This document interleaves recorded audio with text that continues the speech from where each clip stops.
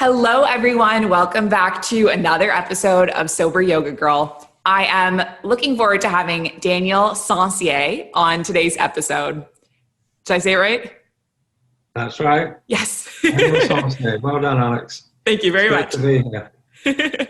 So Daniel is the creator of Sober Inspired Pirates, which is a Facebook group that I think has like 5,000 members in it now. Yeah, about 5.4 thousand now and flying up there. It's incredible. And so we first met in, I think it was like maybe September 2020 when I was looking for new sober Facebook groups to be part of. Came across Sober Inspired Pirates, which is an amazing free Facebook group. And Daniel does an incredible job kind of keeping it active and keeping it moderated and keeping people really engaged. So I think it's one of the best sober Facebook groups out there.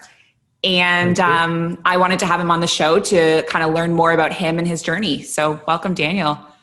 Thank you. It's great to be here, Alex. And from one hot country in Thailand to another one where you are. Yeah. So you're my first guest, actually, that's on like that side of the world. Like everyone has been, you know, Europe and North America onwards. So you're my first guest and you're in Thailand, which is super cool.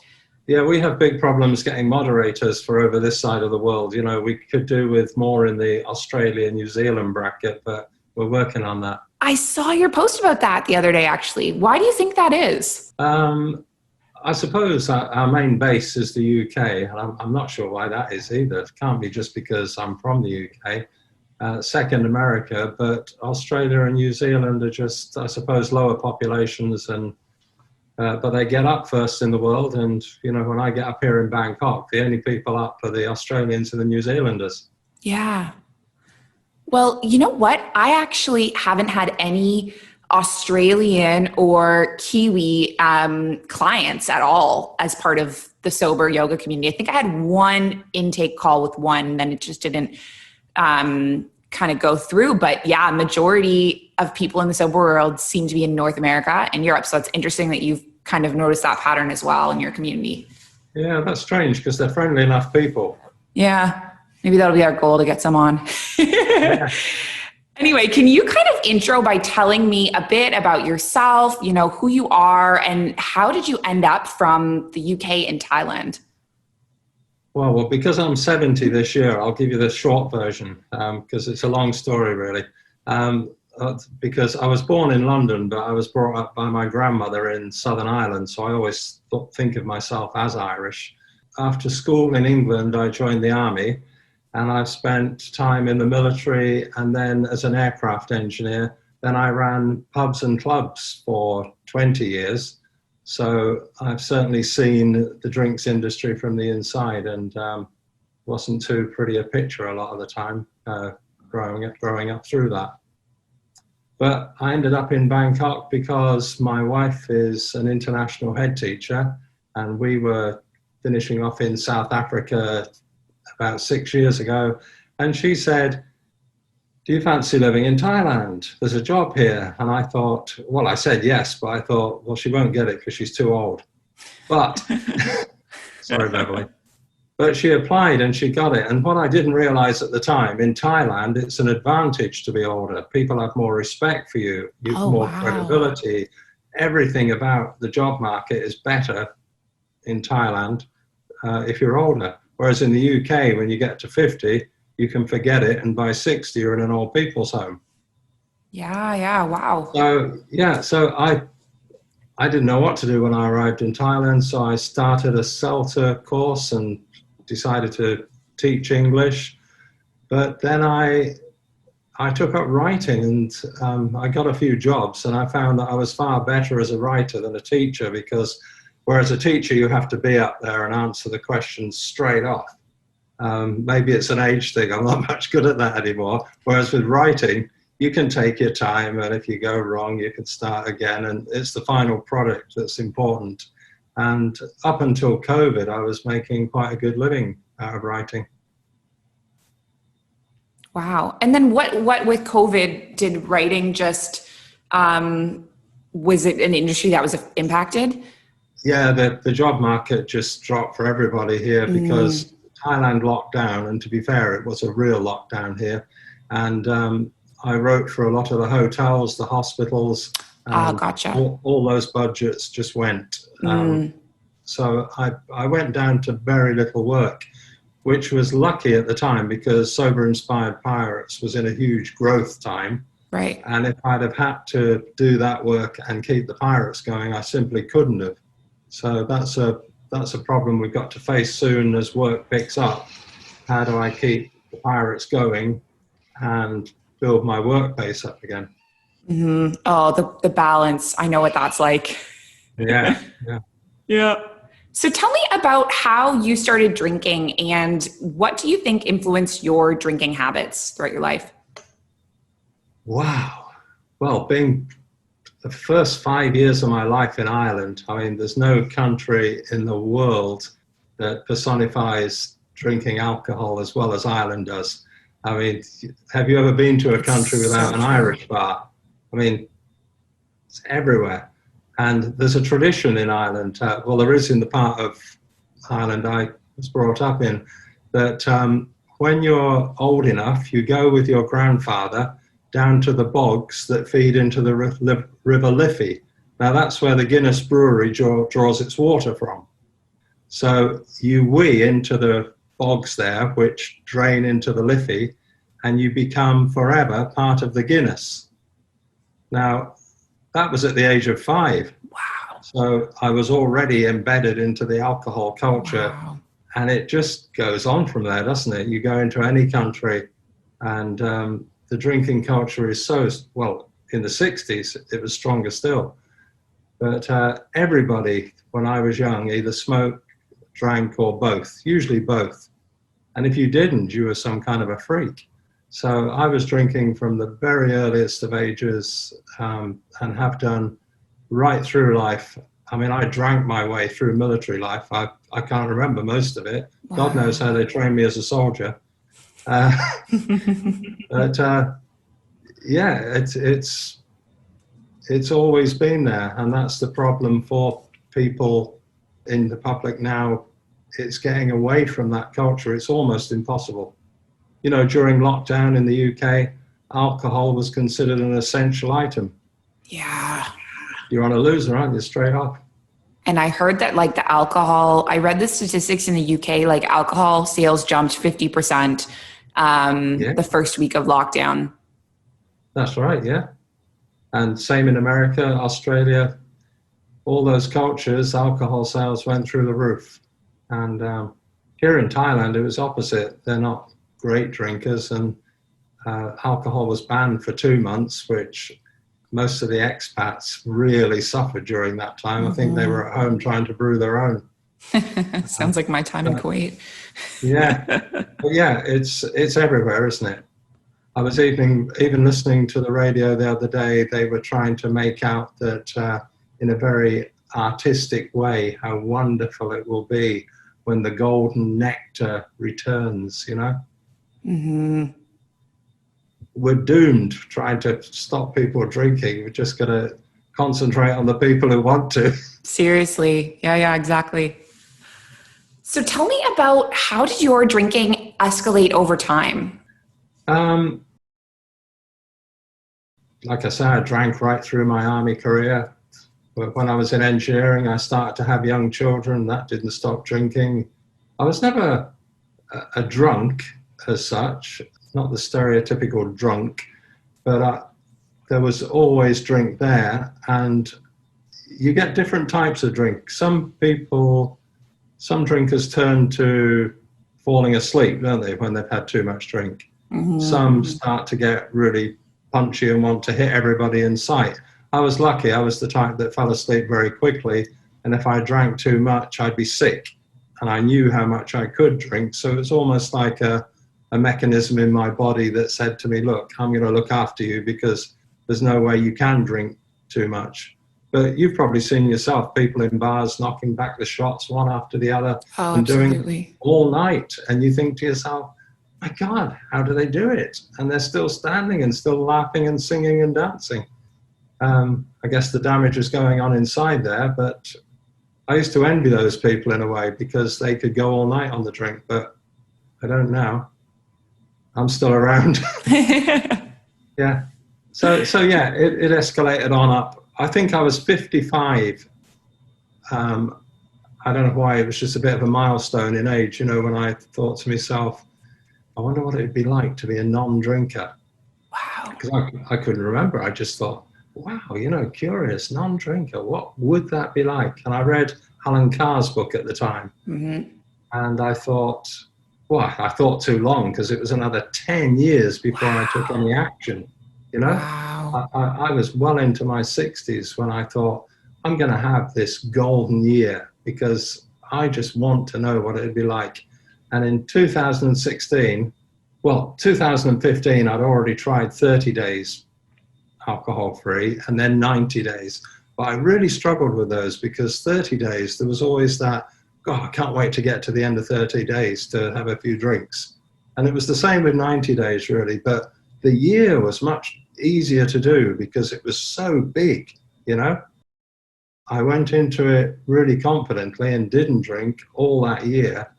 And it was just fabulous being a non-drinker, you know? That was my golden year. And that was the year I started the Pirates as well. Wow.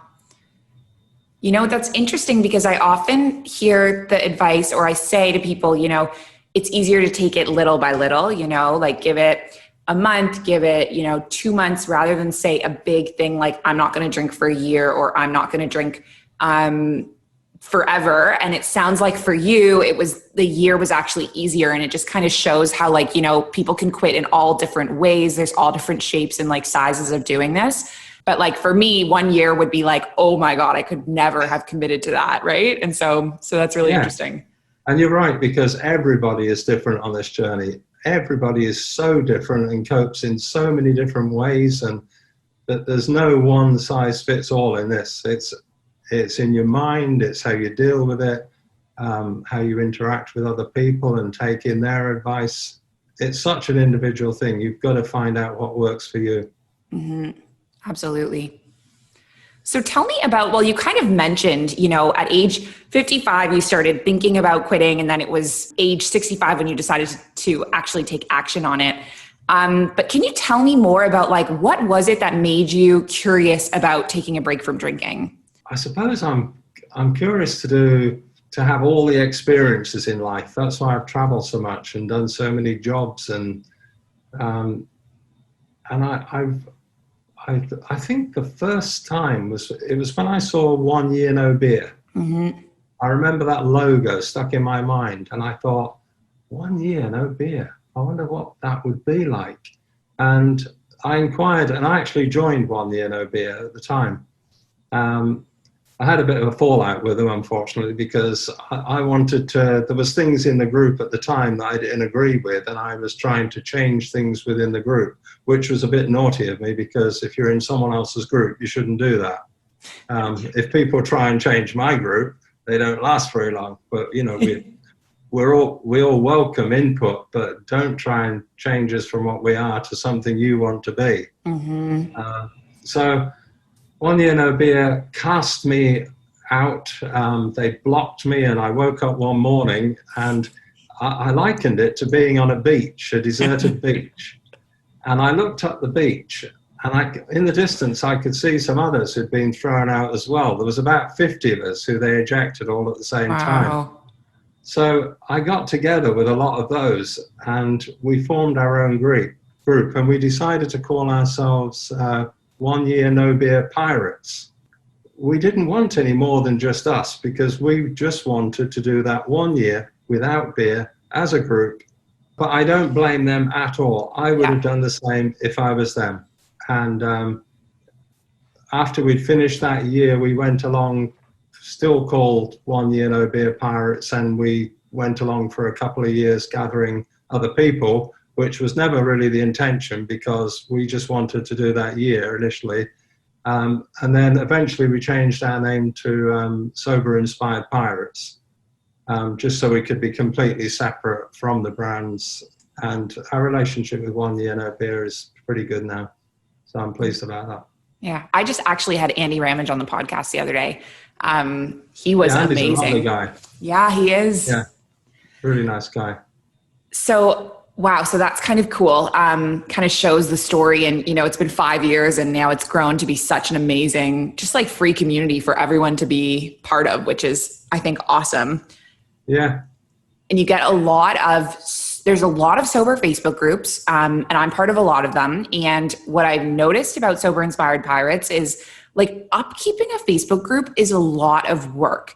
I have my own Facebook groups and I must admit, they're not very active because I'm not very good at like engagement and moderation and like all of that stuff that comes along with it. And so it's really impressive that you're managing to do it on a volunteer basis. Like, kudos to you. That's huge. Yeah, it is. Keeping the group active is really, really important. And when I looked at the statistics last week, well, we're always roughly between 70 and 80% active, which for 5,500 people is huge. Yeah. There's other groups out there, without naming any, that have got over 20,000 members and only one or two moderators. They don't need them because nothing ever happens. Right. But they're just big, especially the ones linked to books, because they've sold their books, so they get them first person in the group, and everybody just sits in the group. Nobody does or says anything. Yeah. But our group is so active, and we've got so many special interest groups. We call them different ships. You know, we've got a book ship, a gardener ship, a parent ship. We've got 30 different ships of special interests where really active admins keeping really good social groups running as part of the main ship. Because you're on the main ship still, even if you're in one of those groups. And it works really well, but it is a lot of hard work, and you really do have to keep people on board, and it is full on, you know, full on. Oh, and, absolutely. I'm just grateful I've got a brilliant captain in Mo and Lou. They both really help. Without them, I think we'd have sunk by now. But there's also loads of other admins who I could mention who, without their input, their ships would die, and the main ship would be a lesser place. So yeah, hard work doesn't quite cover it. It's Oh, honestly, I'm so impressed with you because it's been my goal to get active Facebook groups going, and I run 3, and they are just like crickets, like, because it requires it's like another job, and I just don't have, I mean, maybe when I quit my full-time job, that might be something that I do have the time for, but definitely not right now. So kudos to you for managing that so well. Yeah. Thanks, Alex. So are you alcohol-free now? Right, that's a really good question, because I'm a vegetarian, but not a vegetarian, right? So I don't like the idea of eating meat. You'll see where this is going in a minute. But if there's meat in my food when I'm out having a meal, it doesn't bother me.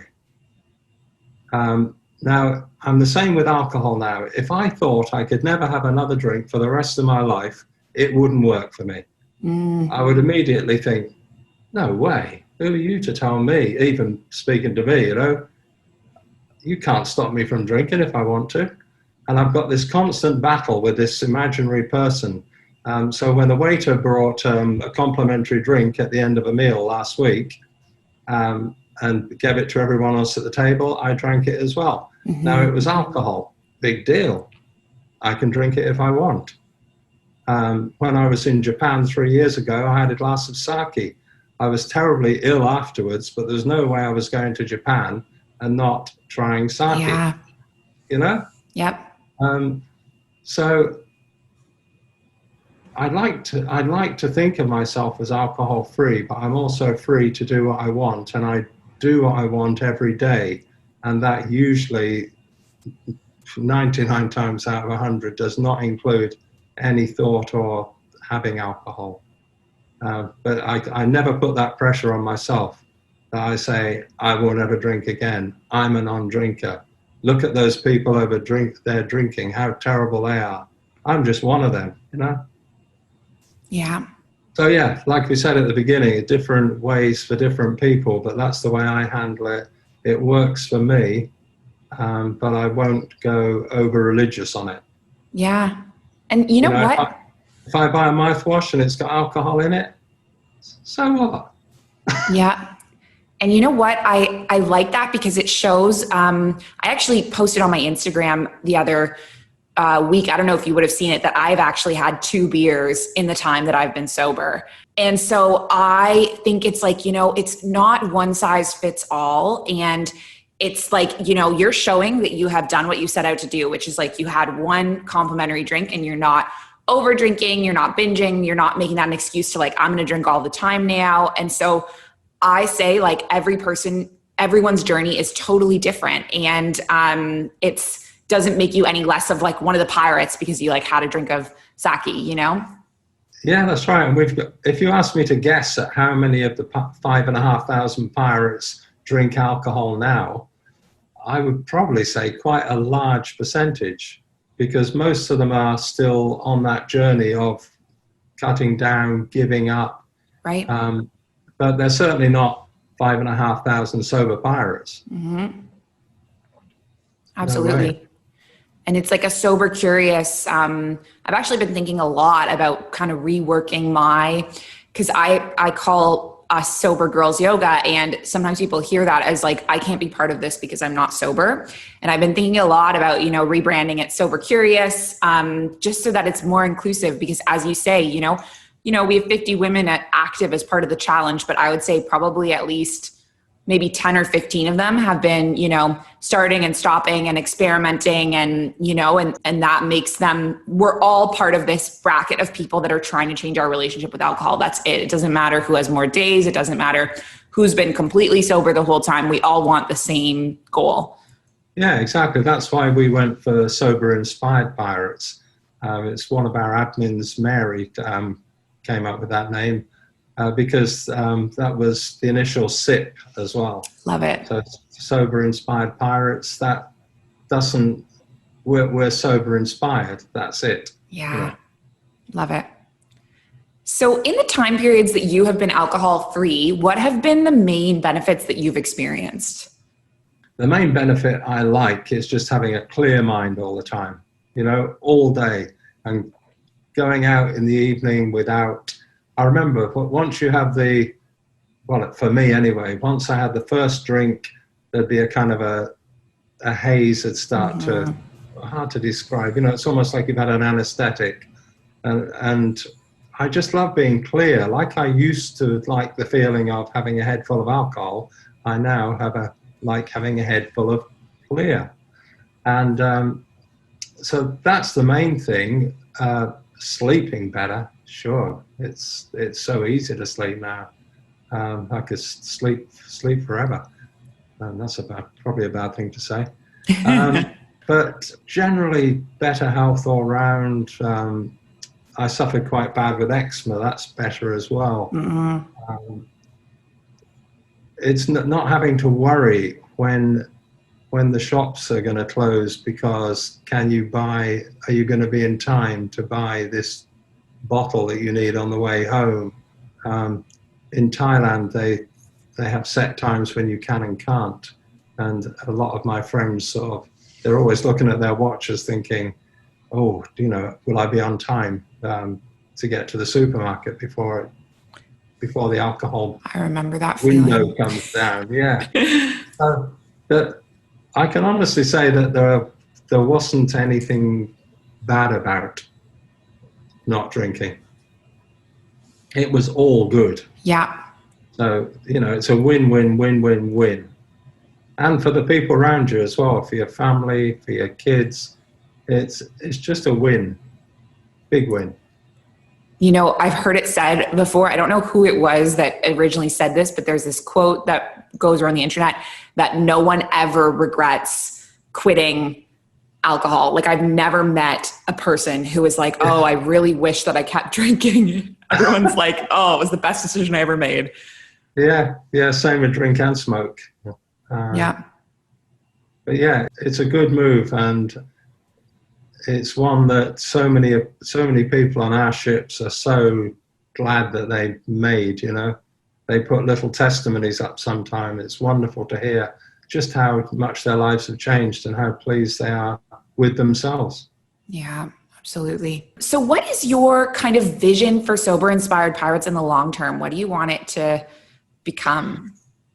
That's a really difficult one, because we've covered some of that already, Alex, in that we've talked about if the initial intention was to be so small, only a small group of us, and I never intended it to grow big. And as it grows big, it takes so much time.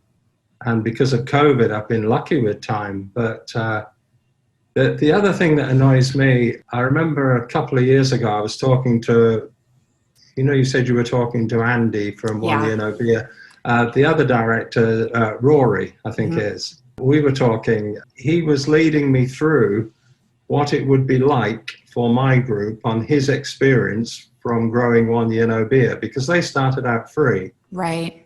But the minute they started to charge, they had to start charging because they had families to feed. It had become their full-time job. The exact thing, They had no choice but to charge. Right. And yet nobody wanted to pay. And it infuriated Rory, I know. And he said, you wait and see. And everything Rory has said has come true, because I'm at a point now where we are so big, I must put probably 30 hours a week. Wow. I'm on here 3 or 4 hours a day, either answering private messages or messages on the site, inventing new things, doing new things. And, we try and remain free to all. But having said that, we've got, I think it's 85 people now who contribute a small amount every month as patrons, and it brings us an income in of about $300 a month.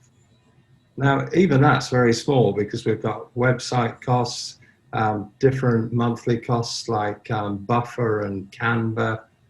We boost Facebook posts. We've just paid a huge amount of money up front for some pin badges, which if they don't sell, you probably won't see me again. So there is a lot of expense involved. And yet when I asked on the site, which I do every month, if I asked pirates to contribute just £1 or $1 a month, not a week, just a month. Can you imagine how small that is? Yeah. I give that amount to homeless people in Bangkok almost every day. Wow. Well, every day. But out of 5,500 pirates, only 85 are willing to contribute £1 a month. Yeah. I mean, it can't be because they're mean. It's not possible. It must be because they just can't be bothered to go to the computer and, oh my God, it's going to take me at least 10 minutes to set up this standing order thing for £1 a month. And it does grate with me, because there's perhaps 200 or 300 pirates who give everything in support. Yeah. Everything, all the time. Most of those give the support money as well. And the rest are quite happy to just take and take and take, often without giving even £1 a month, but often without giving any support to others either. Yeah. So for me, going into the future with this, that I carry that like a pile of bricks. Yeah. And I'm not quite sure, it's almost good to talk about it, because I can play this on my site one day and people will know how I feel. But going into the future, I don't know where it ends, because as my writing picks up, Sober Inspired Pirates, I'll be able to give less time to. Our admins have only got a life shop, to be fair. We haven't had, Mo has been with us for 2 years, but over the past 5 years, I've lost so many regular admins. When they leave, I have to pick up the pieces and try and sort that out.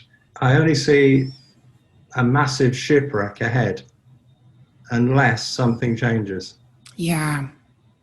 If everybody gave £1 a month, £1, one, less than a packet of peanuts, then problem solved. We could have some paid admins perhaps. Yeah. we could do so much more. We could have a more active website. Yeah. But I don't want to become like 1YrM1l1g massive. Mm-hmm. I want to be the same thing we are and still be open to the people who genuinely can't afford £1 a month. Although in my mind, I've just not imagined that person exists yet, because even if I was living homeless in London, I could make £1 a month on the streets. Yeah. Yeah. So I'm sorry to labor that point. You know what? I totally get it, because I hit the exact same thing with my business almost a year ago. So when I started the online yoga, I was doing it all for free, and I had like 25 people in a class. Like, everyone wanted to do free yoga on Zoom, and it was amazing. Yeah. And I lost so much money, and I was asking for donations. I was asking for a very small amount. I was asking for $35 US, which is basically $1 a day. And for most people, they were doing 2 classes a day with me. Yeah. So it would be $1 a yoga class, which is like an hour of my time and labor. And a lot of people weren't paying it. Some people did every class and weren't paying it. And that's just that's $1 a day. And I lost $1 a month. And I lost money on the business for the first month, because people weren't paying it. And so I was like, I have to change this model. And so I changed the model to a paid model, like almost overnight. And we lost so many people. So many people have never come back, which is sad, because I like miss seeing their face. And I've done exactly as you said. Like, I've made it, if you can't afford, you can do volunteer work. You can still be part of our community. And a few people took me up on that, but a lot of people just never came back. And there's something about like people expecting free work on the internet. Like, maybe it's the way that the internet has like blossomed up, but I completely 100% like know what you're talking about. And actually it's making me feel like, oh my God, I need to give $1 to you. Need to become one of your patrons, because I have benefited from your community. And it's like, what you're describing is exactly what I've been through, and I know what it feels, and it's not going to cost me to just, chuck $1 in. Do you have an automated subscription? Can I automate it? Yeah. Okay. Cause that's the thing. Patreon. Yeah. I'm exactly the person you describe of like, this is too much work for me. So if I can automate this on my credit card, done. Yeah, I don't think it's because people can't afford $1 a month. I just think it's because it's such a small amount that people don't think it's worth them doing it. But if 3,000 of them did it, my God, I'd be here in a proper pirate suit. And you know what? I've experienced something massively similar in that with my podcast. I was trying to get it on the top charts. I kept posting to the whole Facebook and Instagram, can you review my podcast? No one did. 2 people did over 6 weeks. So I started personally messaging people saying, hey, can you review my podcast? Within a week, we hit the top charts, which is so crazy. And so it shows, sometimes these public things of like, can you guys contribute? Can you be part of this? They just fall on deaf ears. But when you start personally connecting with people, within a week, we got 70 reviews, and we only had 2 up until that point. And it shows how, people think that their little input is not going to make a difference, but if everyone did it, there you go. So it would save sober inspired pirates, because at the moment I'm a great believer in now, and now everything is fine. Mm-hmm. But in a year's time, let's see where we are. Yeah. So what advice would you give to someone who wants to quit alcohol? Well, first, you've got to want to drink, to quit alcohol. And that usually comes over quite a long period of time for a lot of people, and a lot of bad personal circumstances. The first thing I do is pick up a good book on the subject. I chose Annie Gracer's This Naked Mind. Mm-hmm. I think that's a great start for people, but it's not for everybody. Some people suit certain types of books, but there's probably 100 at least different similar books out there now, and maybe 1 or 2 of those will suit you. But I would start the support book first before you even try and give up. Because if you go for the willpower method, it's almost always going to fail, because willpower runs out. And it won't work for you. I'm pretty convinced of that. So go for a good book first, and then join a group like ours.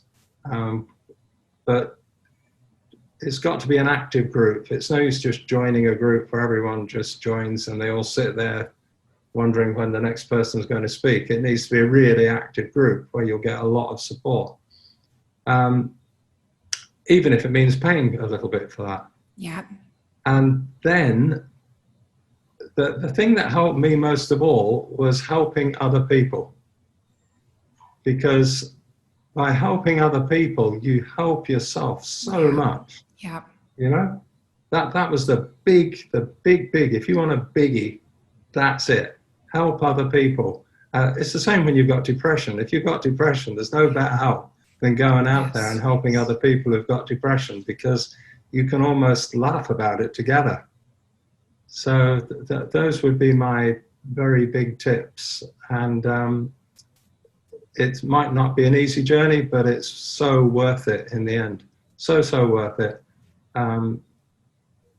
That's it, really.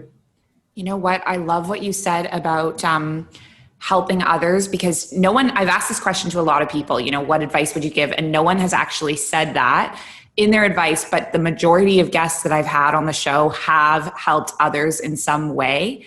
And, you know, even for me, it was like, that became a huge part of my sobriety, was first contributing on these private Facebook groups, like 1 Year No Beer, sharing, inspiring people, motivating them, you know, writing my testimonial, and then just like giving back and, you know, starting my own program. And you're so right in like, that has kept me on this path. And so, you know, you don't have to go out and like start your own organization per se, but like be part of one and contribute to it in a way that, you know, when you help others, you help yourself. Yeah, you do. Absolutely. It's a huge point. All right. Before we finish, I want to ask you some quick, fun questions, some either ors. Okay. Are you up for it? Yeah, why not? I can always dive under the table. They'll just be fun ones. Okay. Coffee or tea? Coffee. Sunrise or sunset? Sunset, just. Did you Backstreet Boys or Spice Girls? What? Did you guys have, I was going to ask, did you have Backstreet Boys and Spice Girls in Europe? Do you know those bands? Or maybe I'm just too young. They're from like the 90s. I've heard of Spice Girls. You haven't heard of the Backstreet Boys? Backstreet, oh yeah, sorry. Backstreet Boys, yeah. Maybe that's not a good question. Oh, it was the accent that did it. I've completely misunderstood the first part there. Backstreet Boys. Backstreet Boys, yes, they're my favorite too. Okay, swimming or bike riding?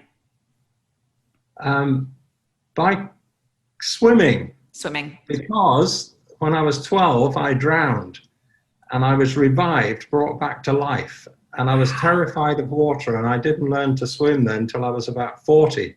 Wow. And now I love swimming. Wow. Because I missed out on it all my life. But if you want, you know, drowning is a pretty good way to go. I thought it would be scary, but under the water, once you take that big breath of water in and your lungs stop struggling, it's just a heavenly place. My face. No, seriously, if you talk to anyone who's drowned, it's not a bad experience. Wow. Oh, more on that later. Yeah, which proves that water is worse for you than alcohol. All right, one more either or. Snow or the beach? Snow. Snow, really? It's been so long since I love snow. I'm the opposite. I was expecting you to say beach because you're in Thailand. But No, I'm sick of beaches. I can go to the beach any day. I can go now. I can fly to a tropical island in an hour, any direction. But snow, what I give to just roll in snow right now. Oh my God. Probably change your mind after I've had it back for a few months. yeah, you're like, get me out of here. Well, Daniel, thank you so much for being on the show. This was an insightful episode. I'm going to put the link in the show description to join the Facebook group if any of our listeners are interested in joining. If you join, listeners, make sure you contribute to the Patreon. And and I hope to see you and chat with you again soon. Yeah, it's been great meeting you as in person as you can meet, because I've wanted to meet you for a while. So it's great to meet you, Alex. Yeah, you as well. You're as animated in real life as you are in still. Oh, thank you. All right. Take care, Daniel. All the best. Bye-bye. Bye.